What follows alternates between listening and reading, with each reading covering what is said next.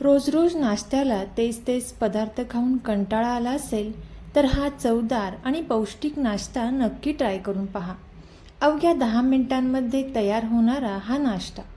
नमस्कार, मी राधा स्वागत करते तुमचं राधाज मॅजिक किचन या आपल्या यूट्यूब चॅनलवर. तर आज आपण पाहणार आहोत फक्त 10 मिनिटांमध्ये तयार होणारी ही तांदळाची उकड. लहानांपासून मोठ्यांपर्यंत सर्वांनाच आवडेल अशी ही तांदळाची उकड. तर कशी बनवायची यासाठी रेसिपी अगदी शेवटपर्यंत नक्की पहा.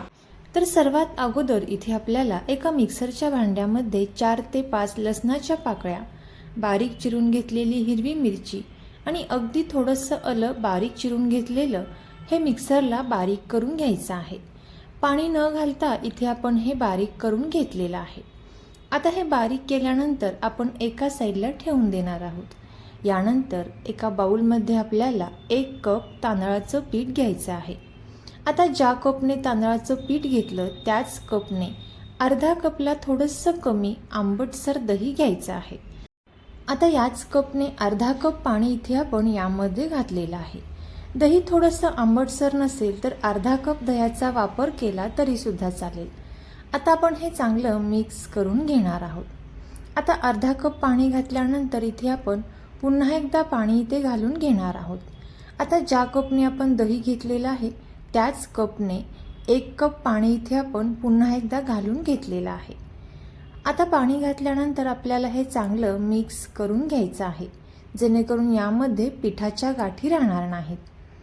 तोपर्यंत जर तुम्ही आपल्या चॅनलवरती नवीन आला असाल तर नक्कीच आपल्या चॅनलला सबस्क्राईब करा आणि सबस्क्राईबच्या पुढचे बेल आयकॉनचे बटन दाबा, जेणेकरून इथून पुढच्या छान छान रेसिपीज सर्वात अगोदर तुम्हाला पाहायला भेटतील.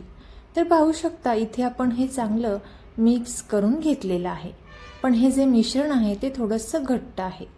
यासाठी आणखीन अर्धा कप पाणी इथे मी यामध्ये घातलेलं आहे. आता पुन्हा एकदा आपल्याला हे चांगलं मिक्स करून घ्यायचं आहे.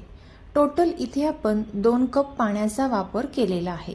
1 कप तांदळाचं पीठ, त्यासाठी 2 कप पाण्याचा वापर इथे आतापर्यंत आपण केलेला आहे. आता हे व्यवस्थित मिक्स झालेलं आहे. तर पाहू शकता या पद्धतीचं हे मिश्रण इथे तयार झालेलं आहे.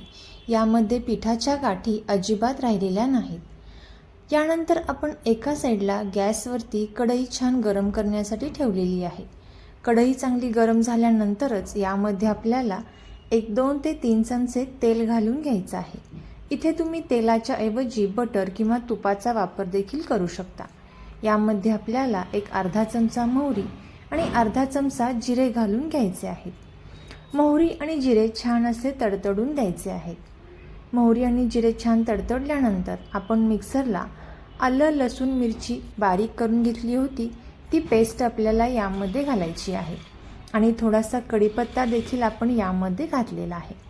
आता आपण हे तेलामध्ये छान असं परतून घेणार आहोत, जेणेकरून मिरची, आलं आणि लसूणचा कच्चेपणा निघून जाईल. आता इथे आपण हे छान असं परतून घेतलेलं आहे. यामध्ये आता इथे आपल्याला अर्धा कप पाणी यामध्ये घालून घ्यायचं आहे. अगोदर इथे आपण 2 कप पाण्याचा वापर केलेला आहे आणि त्यानंतर अर्धा कप पाणी इथे आपण यामध्ये घातलेलं आहे. आता पाणी घातल्यानंतर चवीनुसार मीठ आपण यामध्ये घालून घेणार आहोत. आता पाण्याला या छान अशी उकळी आलेली आहे. एकदा चांगलं हे मिक्स करून घ्यायचं आहे. आता पाण्याला उकळी आल्यानंतर गॅसचा फ्लेम थोडासा कमी करायचा आहे आणि आपण जी तांदळाची पिठी तयार करून घेतलेली आहे ती संपूर्ण यामध्ये घालून घ्यायची आहे आणि गॅसचा फ्लेम इथे आपल्याला बारीकच ठेवायचा आहे. आता 3 ते 4 मिनिटांपर्यंत इथे आपल्याला हे एकसारखं या पद्धतीनं ढवळत राहायचं आहे, जेणेकरून यामध्ये गाठी होणार नाहीत.